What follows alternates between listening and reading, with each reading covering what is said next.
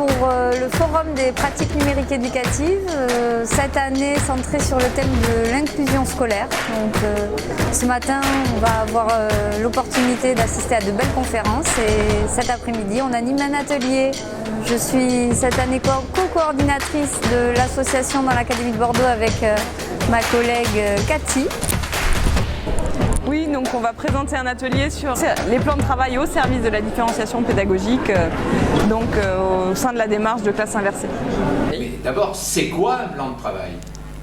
Alors, un plan de travail, c'est un outil qui va servir dans la classe pour gérer les tâches à faire, gérer l'organisation. En fait, l'élève va pouvoir savoir ce qu'il faudra faire dans les séances à venir. Ça lui permettra de planifier un peu son travail, de savoir vers où il doit aller, ce qu'il doit faire, quelles sont les listes de tâches à faire. Ça lui permettra aussi peut-être d'avoir des accès à des ressources particulières, des vidéos, des fiches d'aide ou d'autres documents. Ça permet à l'enseignant aussi de proposer des tâches différentes selon les élèves, où l'élève va pouvoir peut-être choisir entre un parcours ou un autre parcours en fonction de ses difficultés, de ses besoins.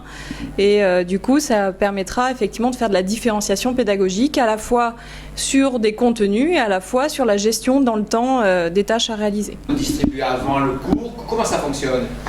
Le document plan de travail va être distribué à tous les élèves en début de séquence, donc il va être utilisé sur plusieurs séances. Et ça va servir un petit peu de feuille de route. L'élève va pouvoir, au fur et à mesure de la réalisation des différentes activités, se situer dans son parcours, visualiser ce qu'il a fait, mais aussi ce qu'il lui reste à faire. Et l'enseignant, en visualisant le plan de travail, peut aussi ajuster son intervention auprès de l'élève et l'accompagner au plus près de ses besoins. Ce plan de travail est personnel, est-ce que l'élève travaille tout seul ? Le plan de travail est personnel, mais ça ne veut pas dire que l'élève est seul. On personnalise les apprentissages, mais on n'est pas dans l'individualisation. On essaye de faire en sorte que, tout en travaillant sur ses propres besoins, l'élève puisse être au maximum en interaction avec ses camarades, avec ses pairs. Alors comment on organise la classe pour que ce soit possible ? Pour cela, on peut constituer des petits groupes de travail au sein duquel les élèves ont le choix de travailler ensemble ou de travailler individuellement, tout en faisant partie d'un groupe au sein duquel ils pourront trouver de l'aide auprès de leurs camarades. Pour ces groupes, ça paraît indispensable en fait. L'enseignant, il n'est pas magique, il ne peut pas être derrière chacun des élèves. Et s'appuyer sur le groupe et l'entraide entre les élèves, ça paraît nécessaire pour éviter que les élèves se sentent vraiment seuls. C'est qu'à un moment, quand ils ont besoin d'aide, ils s'appuient d'abord sur le groupe et si le groupe est en incapacité, ils s'appuient ensuite sur l'enseignant, ce qui permet en fait à l'enseignant de pouvoir réellement être disponible quand il est utile. Cet enseignant disponible, il fait quoi alors pendant que les élèves travaillent sur leur plan de travail ? Il circule pour observer, donc déjà il y a essayer d'être un peu en retrait et de regarder ses élèves, les regarder travailler. Mais du coup, quand on les regarde, on s'aperçoit que certains ne s'investissent pas dans la tâche, donc dans ce cas-là, on va les encourager, on va les solliciter. On sent qu'il y a parfois des difficultés, on est là pour poser des questions, pour savoir ce qui pose problème, essayer de leur poser des questions pour débloquer justement les réponses. Et en fait, c'est un accompagnement groupe par groupe des tâches des élèves pour les inciter et renforcer donc cette implication dans le travail. Comment se réalise cette différenciation et comment le professeur peut suivre effectivement l'ensemble du travail de chaque élève ? Alors la différenciation, elle peut se décliner de différentes manières. On peut différencier sur les rythmes d'apprentissage, puisque sur une même période, les élèves ne vont pas nécessairement consacrer le même temps pour chacune des activités à réaliser. On peut également différencier sur les contenus en proposant parmi un panel d'activités, en proposant à l'élève de choisir parmi ses activités ou ses exercices celle qu'ils souhaitent réaliser en fonction de ce dont ils se sentent capables à ce moment-là. Pour le suivi des élèves, ce n'est pas évident de suivre l'avancée de chaque élève dans le cadre d'un plan de travail. Néanmoins, il existe des petites choses à mettre en place pour faciliter le suivi. On peut par exemple se constituer un tableau type Excel où ils vont pouvoir, de la même manière qu'ils cochent sur leur plan de travail au format papier les activités qu'ils réalisent, on peut aussi leur confier la responsabilité de compléter eux-mêmes le tableau au niveau du bureau du professeur. Ça les engage aussi à valider eux-mêmes leur progression et à devenir un petit peu plus responsables de leur implication, de leur engagement dans leurs apprentissages. Après, de toute façon, comme l'enseignant, il est tout le temps en train de passer dans les rangs, passer de groupe en groupe, de toute façon, il y a une surveillance des tâches qui sont faites.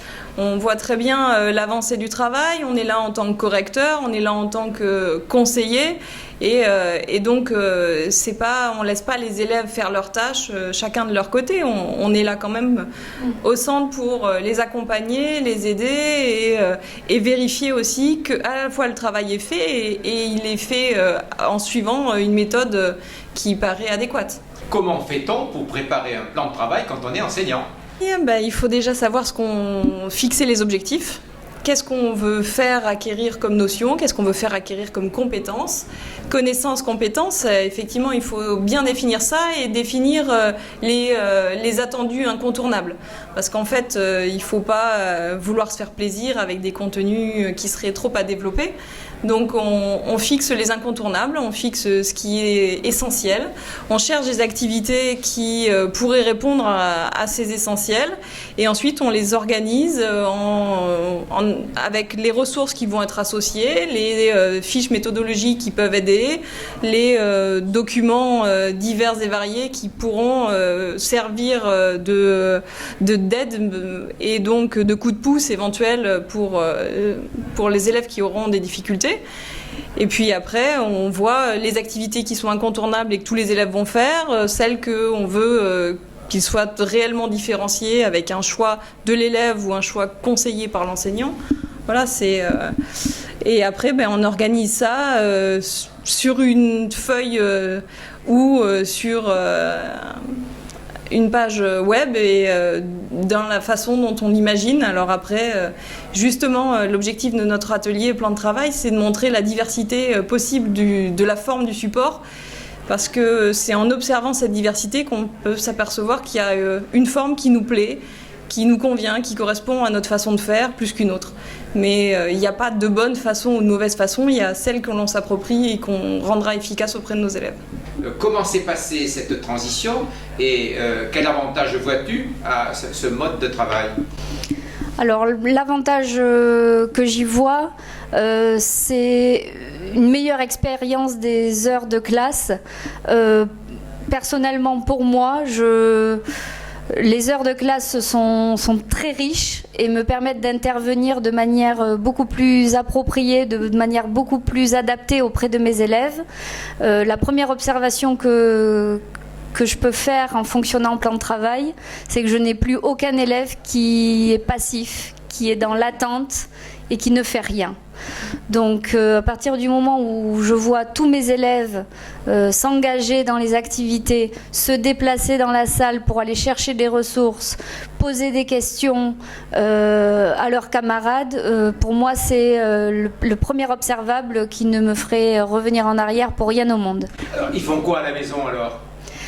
Moi, j'ai opté pour une expérimentation qui consiste à laisser les élèves réfléchir et organiser eux-mêmes leur travail en choisissant ce qu'ils font à la maison et ce qu'ils font en classe.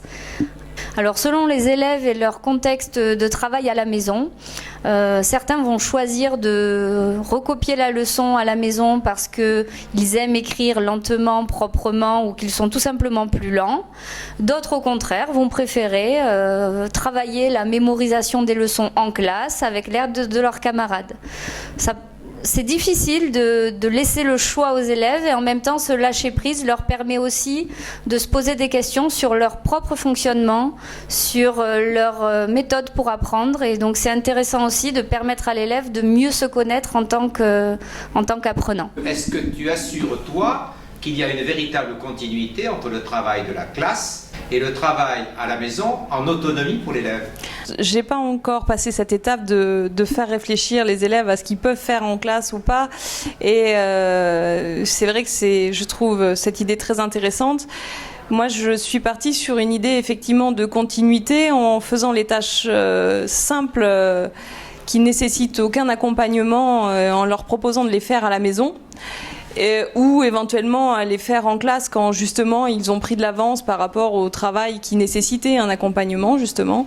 Et donc les tâches complexes, les tâches nécessitant de l'aide pour des conseils et une coopération entre élèves, celles-là sont vraiment réservées en classe.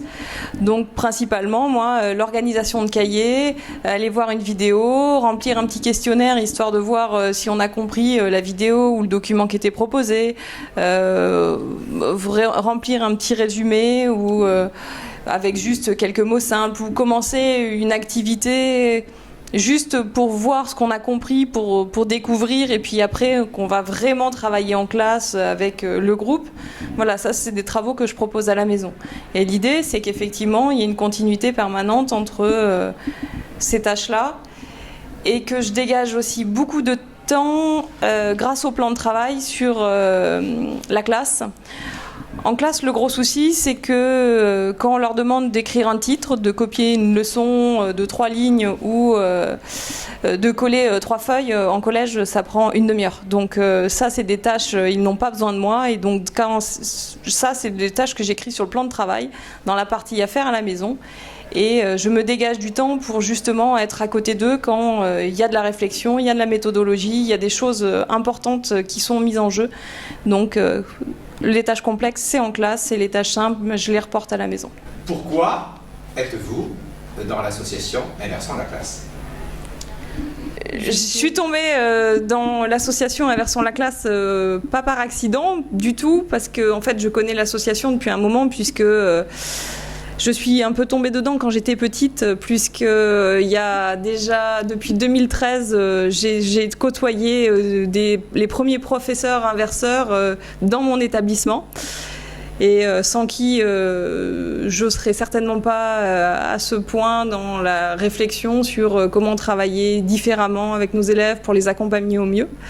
Et depuis, j'ai jamais cessé de me poser des questions et puis l'an dernier, je me suis enfin lancée, je suis allée au CLIC à Paris.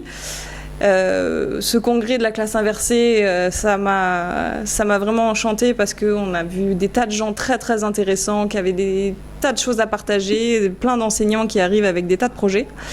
Et puis du coup, de là, je me suis dit que j'allais voir aussi Ludovia.